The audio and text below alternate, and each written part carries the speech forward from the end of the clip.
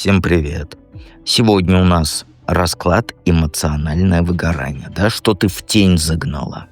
Посмотрим причины и кратко, я думаю, посмотрим. Это все-таки открытый расклад, а не закрытый. Поэтому и слова буду подбирать, да, и так далее.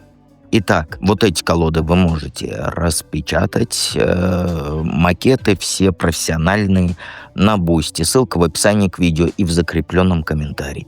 И, конечно, в проживание арканов приходите, потому что... А чё вы как эти? Вот так вот я буду говорить.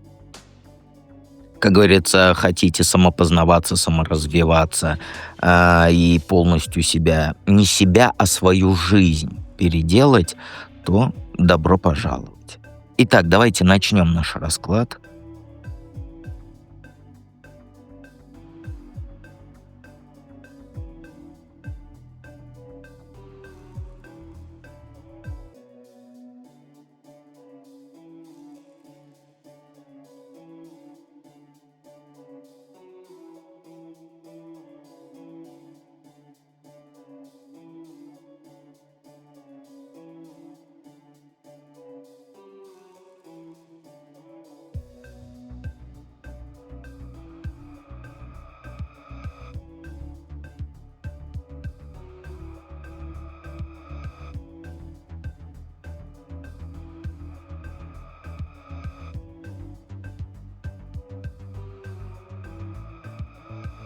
Итак, единички. Наши любимые единички. Ну, знаешь... да. Давайте начнем, да, а то я сразу думаю, да, как читать карты. Передо мной бумажка с вопросами, чтобы я какой-то вопрос не забыл. И первый вопрос: какие чувства ты системно подавляешь? Ну, по картам ты стыд подавляешь. Причем за свои деньги. Извиняюсь. Подавляешь стыд за деньги, за финансовое свое положение. Тебе стыдно постоянно, что у тебя мало денег, что ты не можешь себе позволить то, что другие себе там легко покупают, что одежду старую носишь, что если машина есть, то старая машина. И вместо того, чтобы принять это как временную ситуацию, ты давишь в себе вот этот стыд. А еще ты злость подавляешь в себе на богатых. Ты вот, например, видишь, как твоя коллега, да, покупает там дорогие сумки, а ты каждую копеечку считаешь. Или там соседка, подруга, кто-то там в отпуск летает куда-нибудь там в красивые места, да, 3 раза в год. А ты не можешь себе позволить даже, как говорится, выходные на даче. И внутри тебя кипит злость, но ты ее прячешь. Вот под маской, знаешь, мне все равно, в жизни главное не деньги. Но самое плохое, ты компенсируешь этот стыд своей показной активностью.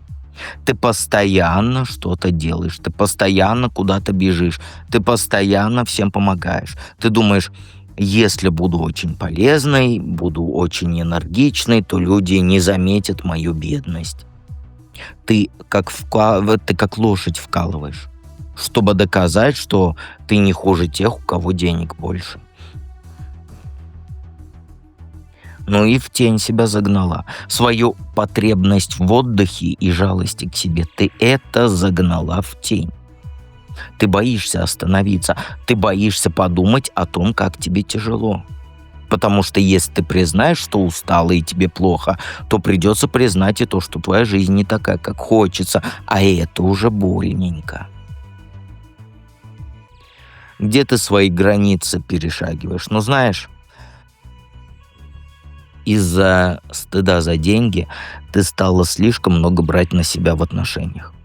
Ты думаешь: если не могу дать денег, хоть там дам время и силы. Поэтому ты бежишь там к мужчине, к своему, к подруге в любое время дня и ночи, когда у нее проблемы. Ты соглашаешься работать там день и ночь, да, сверхурочно, без доплаты. Ты нянчишься с чужими детьми, ты выгуливаешь чужих собак, возможно. И ты пытаешься компенсировать свою вот эту якобы неполноценность, да, гиперзаботой о других. И каждый раз, когда кто-то о помощи просит, ты чувствуешь радость, да? Вот я нужна, наконец-то, ура! Я полезна. Меня ценят не за деньги, а за то, что я делаю.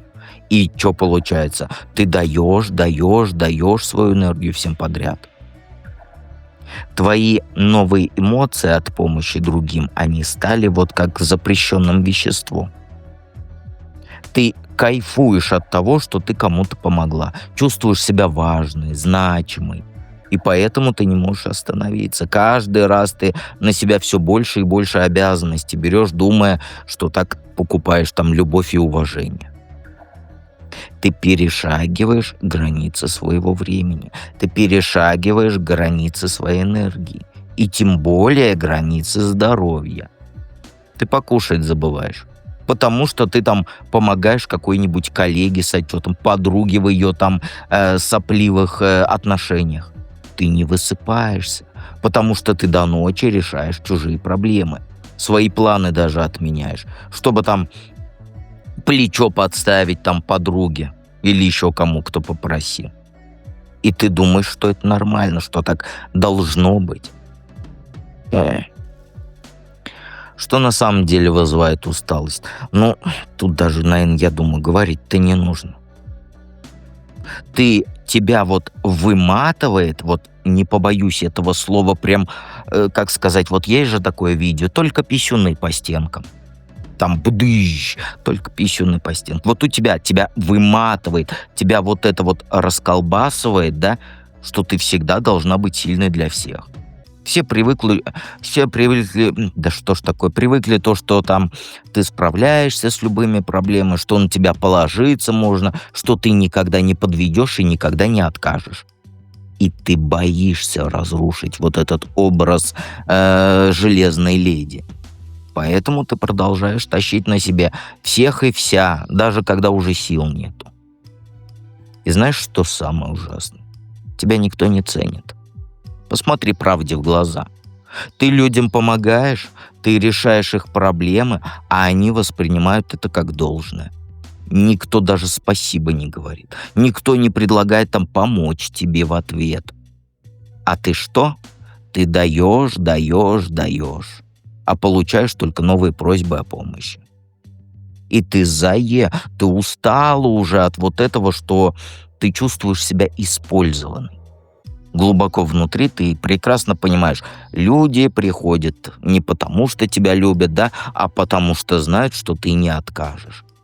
Ты удобная, ты безотказная, всегда плечо подставишь.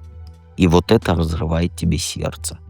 Тебя душит разочарование в людях, но ты этого не признаешь никогда. Ты всегда думала, что вот если я буду хорошей, то и ко мне будут хорошо относиться. А жизнь показала, что чем больше даешь, тем больше требует. Люди не стали тебя больше любить. Они просто стали больше тебя использовать. И вот это ты сама понимаешь где-то там глубоко внутри. Ты это понимаешь. И это убивает тебя изнутри. Но ты на это глаза закрываешь. Где нужно восстановление, а не усилия? Ну, знаешь, жонглировать научиться. Ну, не в цирке, конечно, в жизни. Знаешь, часть времени нужно давать другим, да, а часть себе оставлять. Не надо все время отдавать людям другим. Часть денег там тратить там на помощь, да, а часть на свое удовольствие, потому что ты привыкла отдавать все без остатка. А нужно ж научиться делиться хотя бы поровну. И знаешь что? Перестань соревноваться с другими в том, что кто больше поможет. Ты постоянно стараешься быть лучше всех вот в роли вот этой спасательницы. Вот видишь, что там коллега помогла подруге, да, с переездом, и тут же предлагаешь свою помощь еще кому-то. Как будто это, знаешь, вот эти, как их игры-то вот эти соревновательные. Блин. Олимпийские, вот как будто это Олимпийские игры по альтруизму. Знаешь, тебе нужно восстановить баланс между отдачей и получением. Сейчас ты только отдаешь. Не говори мне, что это не так. Только отдаешь. Ничего взамен ты не просишь. А как можно взамен просить? Это же стыдно, стеснительно. Вот так ты мне говоришь постоянно. Нормальные взаимоотношения с людьми — это когда оба и дают, и получают. Вот смотри, на примере. Я дал все свои колоды, да, но взамен подписка. Так ведь я не могу все вот взял, отдал и, как говорится, пошел, как говорится, с узелком в закат. Всегда должно быть равноправный обмен, равноценный обмен. Начни просить людей о помощи. Не стесняйся сказать там: «Мне тяжело, помоги мне». И знаешь еще самое важное? Прекрати бороться за каждого человека в своей жизни. Ты думаешь, вот что если ты перестанешь помогать, то все тебя бросят. Знаешь что? Вот я тебе честно скажу. Пусть бросают. Те, кто рядом только ради твоей помощи, это не твои люди. Это чужаки. Чужие, не из твоей стаи. Твои люди, они с тобой останутся. Даже если ты там скажешь иногда «я не могу». И вот восстановление начнется с того, что ты перестанешь цепляться за вот этих, кто тебя не ценит. А ты цепляешься. Обязательно подпишись на канал. Не буду развивать тему, потому что это расклад открытый, да, приходи в закрытые расклады. И мы переходим ко второму варианту.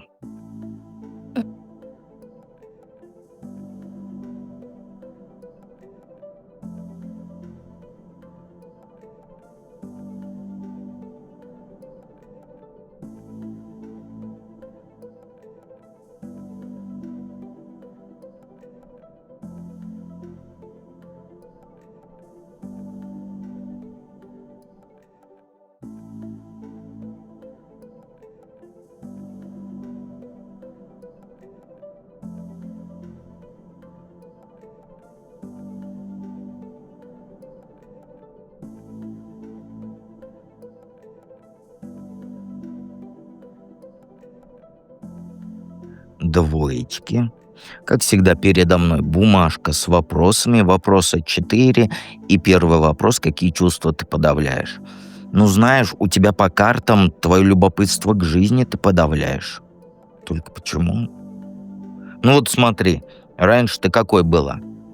Любознательный, да, хотел там все попробовать, везде побывать, со всеми поговорить, подружиться и так далее. А сейчас давишь в себе вот этот интерес. Когда ты видишь там какое-нибудь там объявление про новые курсы, интересную вакансию, приглашение там куда-нибудь, первая мысль — это не для меня. Вот если ты есть в проживании арканов, то ты не зашла ни в чат марафонов, ни в закрытые расклады, потому что что? Потому что ты или не читаешь, или, вот как сказать, это не для меня, дед постоянно говорит. Вот когда я часто объявляю же, извиняюсь, когда я вот часто объявляю то, что зайдите, зайдите, зайдите, все, что я пишу, ты считаешь, это не мне. Это тебе. Вот именно то, что это как раз ты и тебе. Ты заглушила в себе исследователя. А еще ты интуицию свою прячешь. У тебя прям вот развито очень хорошо чуйка на людей, чутье на людей, на ситуации и так далее. Ты сразу видишь, кто врет, кто пользуется, а кто играется. Но ты вид делаешь, что ничего ты не замечаешь. Потому что если ты признаешь то, что ты чувствуешь, то придется что-то менять. А менять что? Страшненько. Ты подавляешь еще желание задавать неудобные вопросы. Когда, например, там я чего-то в чате рассказываю, да, или там подруга про своего там мужа рассказывает, а ты видишь синяки у нее на руках, да, то ты молчишь. Когда там кто-нибудь хвастается зарплатой, а ты знаешь, что он врет, ты киваешь, ты боишься копать глубже. Потому что правда, она окажется неприятной. Твое любопытство и твоя интуиция, они требуют от тебя честности с самой собой. А ты не готова смотреть правде в глаза. Потому что ты, как сказать, заставляешь себя быть поверхностной. Как говорится, не задавать лишних вопросов, не докапываться до сути. И вот это душит тебя изнутри. Где ты перешагиваешь свои границы? Ну, знаешь, ты свою интуицию так подавила, ты начала даже жить чужими фантазиями. Я объясню. Смотри, вот представь, подруга рассказывает, там, как классно быть замужем, да, например. И ты начинаешь мечтать о том же. Коллега фотографии там с каких-нибудь отпусков, да, показывает, и ты представляешь себя на ее месте. И так далее и тому подобное. Ты живешь чужими картинками счастья. Ты границы реальности перешагиваешь, создавая себе вот иллюзорный мир. Эфемерный. Мое любимое слово эфемерный. Ты вот видишь семейную пару, да, там в кафе, идущую куда-то и так далее, и думаешь, вот оно счастье-то настоящее. Хотя ты не знаешь, что у них дома скандалы каждый день. На чужие семейные фото смотришь там в соцсетях или еще где и думаешь, почему у меня так не получается? Хотя эти все фотографии только красивая картинка, а не реальная жизнь.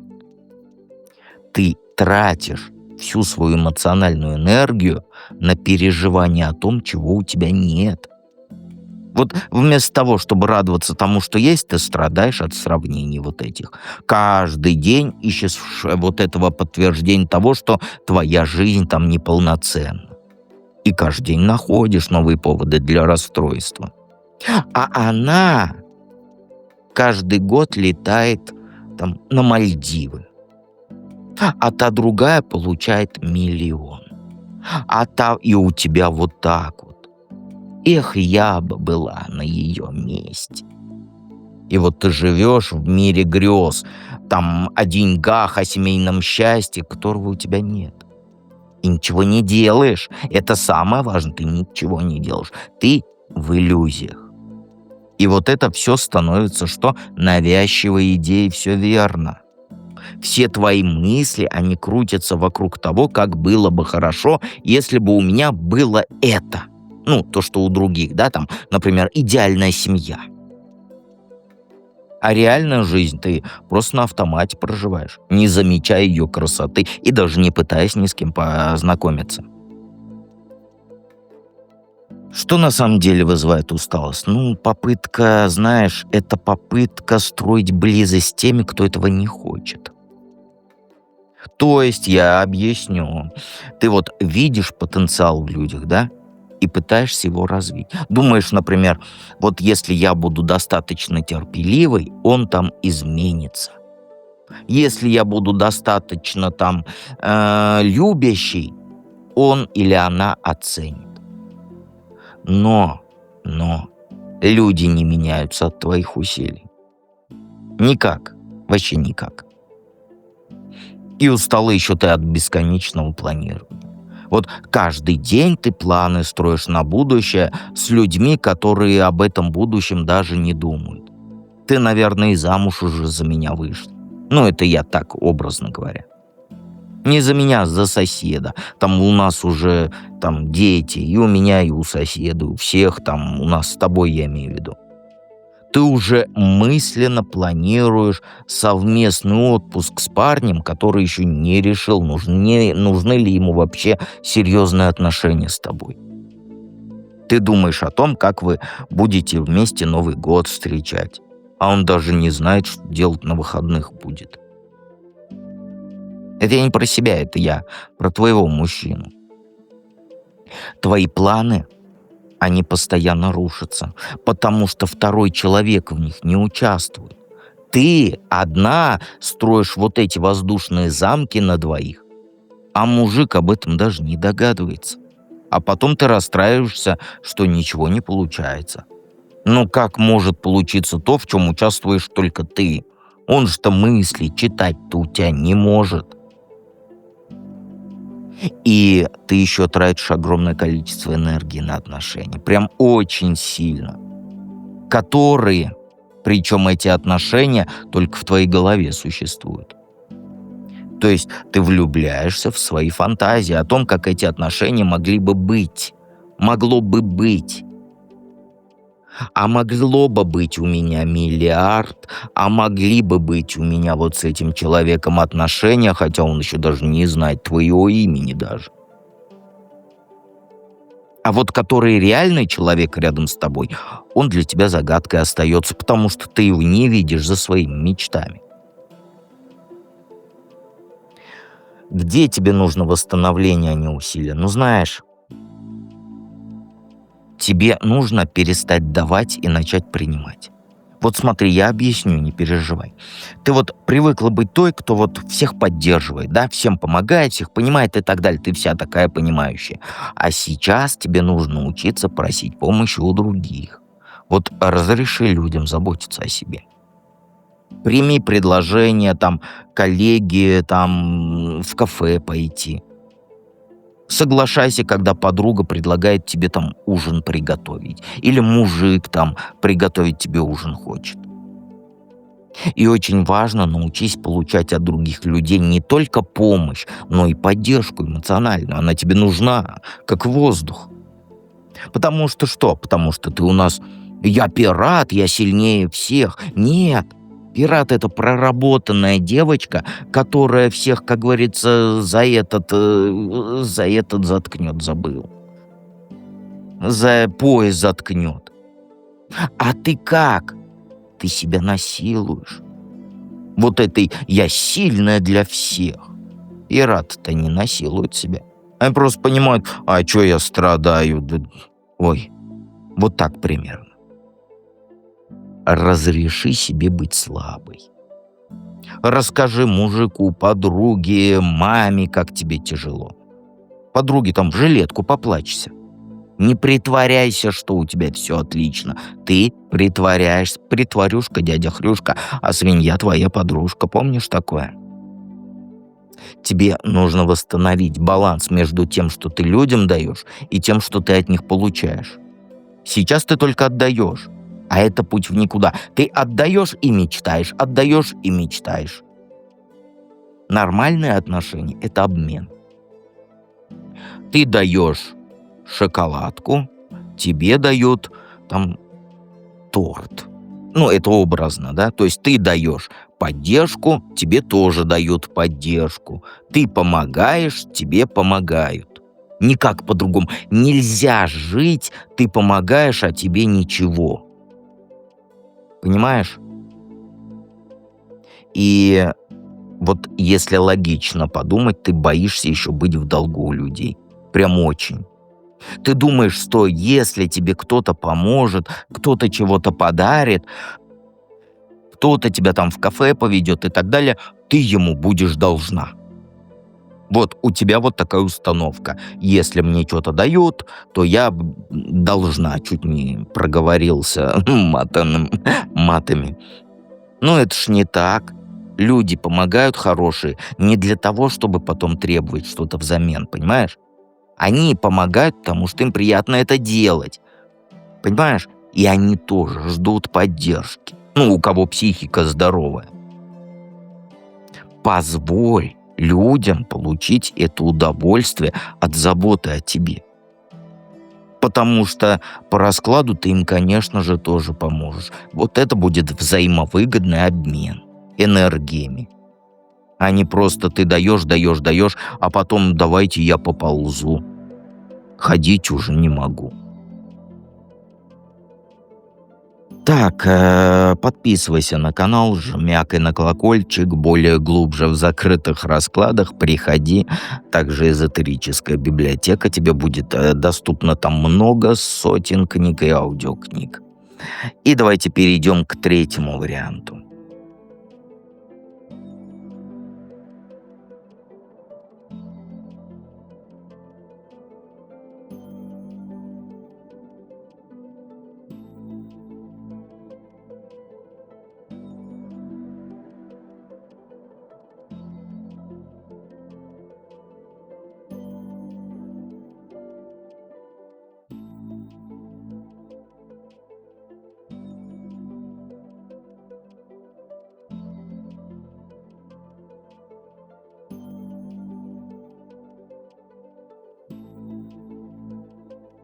Троечки-затейницы. Как всегда, передо мной бумажка с вопросами, вопроса 4. Первый вопрос: какие чувства ты системно подавляешь, и почему-то карты ты боишься, что твоя жизнь рухнет.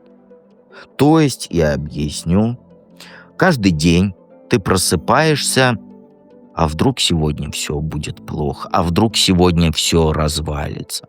Там работу уберут, мужик уйдет, здоровье подведет, деньги кончатся. Ты живешь в постоянном ожидании катастрофы.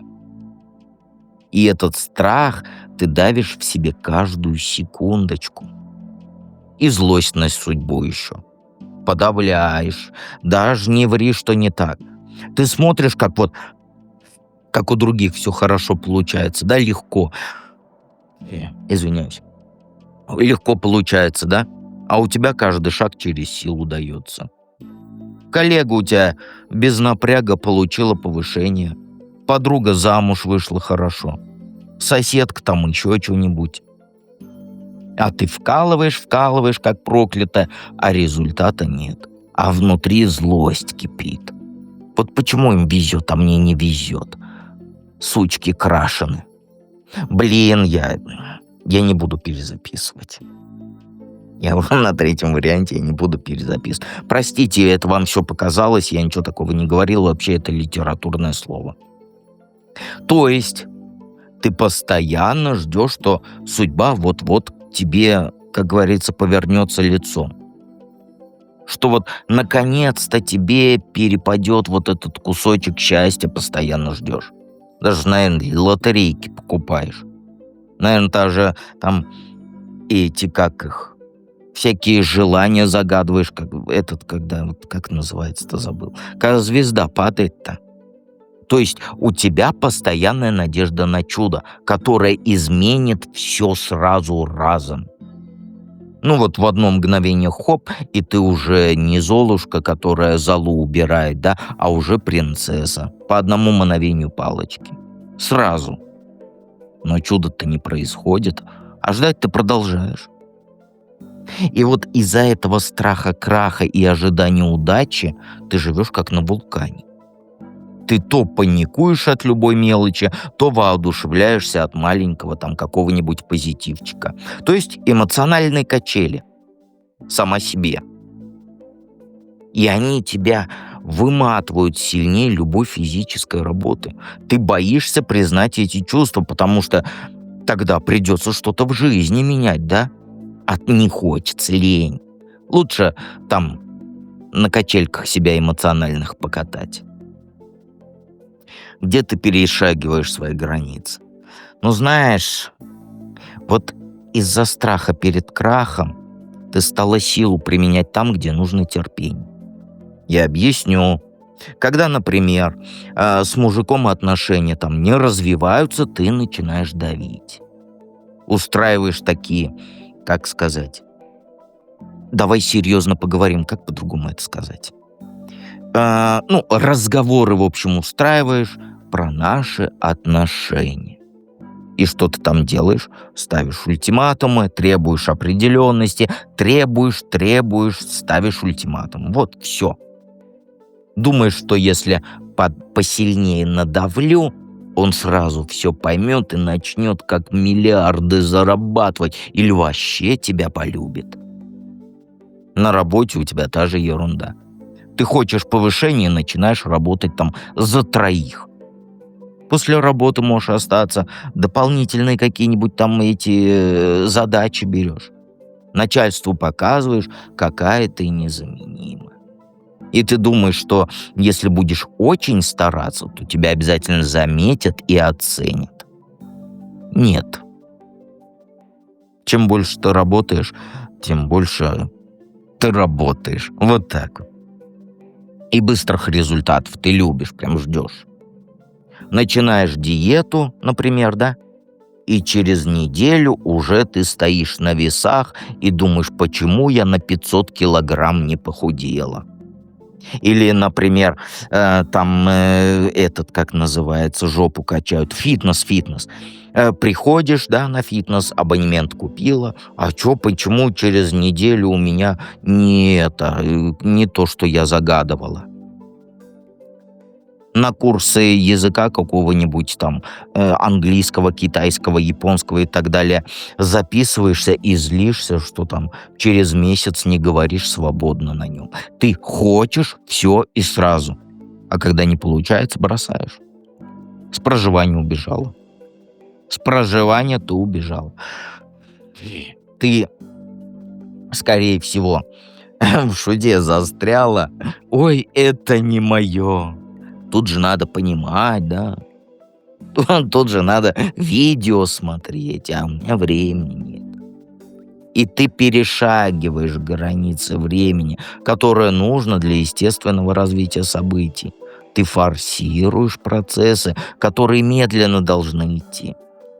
Вот любовь, она должна расти постепенно. Сразу там на втором свидании тебя никто не любит. Единственное, что парни, что девушки на втором свидании, на первом свидании хотят писюльками. И все. А ты требуешь любовь немедленно. Дайте мне любовь и $1 миллиард. Вот так вот. Карьера тоже.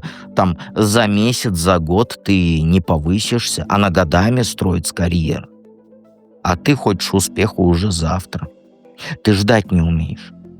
И поэтому что ты делаешь? Ты постоянно разрушаешь то, что могло бы вырасти само. Ты разрушаешь. Что на самом деле вызывает усталость? Бесконечная работа без видимого результата. Что тут трактовать-то? Она тебя выматывает. Ты как лошадь этого Пржевальского. Пашешь, а ничего не меняется. Каждый день одно и то же. Подъем, работа, дом, деда посмотришь и спать. А что ты сделал? Вот смотри, вот я тебя сейчас ругать буду, вот слушай. Я вот вспомнил, что я хотел сказать. Вот ты, именно ты, я не обобщаю, именно ты. Что ты делаешь? Я, дед, люблю расклады на самопознание, самореализацию. Почему ты их мало снимаешь? И вот, знаешь, я тебя спрошу чего? А что ты из прошлого расклада уже сделала, то, что я сказал? Я там планы даю на месяца в раскладах на самопознание. А у тебя что? Вчера на самопознание посмотрела, сегодня на самопознание посмотрела, завтра на самопознание посмотрела. А что ты сделала? Что поменялось? А? И когда ты видишь, что твои хоть какие-никакие усилия плодов не приносят, ты продолжаешь, как говорится, как сказать, пустую иногда вкалывать, потому что не знаешь, что еще делать. Ты не знаешь, чего делать. И еще ты вот этот вот, как его, обертка благополучия держишь. Всем рассказываешь, какая у тебя жизнь классная, как все хорошо складывается. Лыбишься, когда хочется плакать. Говоришь там, отлично все, когда внутри тебе говно кипит, извини меня за выражение. И вот эта постоянная игра в счастливую женщину, она тебя съедает изнутри. Ты огромнейшую энергию тратишь на то, чтобы казаться успешным. Возможно, даже телефон в кредит взяла, да, айфон, чтобы не выглядеть бедной. Платьишко дорогое, там еще что-нибудь, все в кредит, лишь бы не выглядеть бедной. Наверное, даже ходишь там на какие-нибудь мероприятия, там, которые тебе не нравятся. Но так принято. Или общаешься с людьми, которые тебя раздражают. Я заговорился. Раздражают. Но ведь надо связи поддерживать. Будь как дед. Вот честно, мне насрать. Там с кем я общаюсь. Хоть он генерал ФСБ, хоть он дворник, лишь бы человек был хороший. Вот насрать, вот честно. А у тебя надо марочку держать надо. И каждый день ты, чуть не сказал матом, работаешь в поте лица, да? Потом домой приходишь, роль играешь довольной жизнью женщины. Ни на работе, ни дома ты не можешь расслабиться и быть самой собой. Ты постоянно на сцене, выступает Наталья. Постоянно ты изображаешь то, чего нет.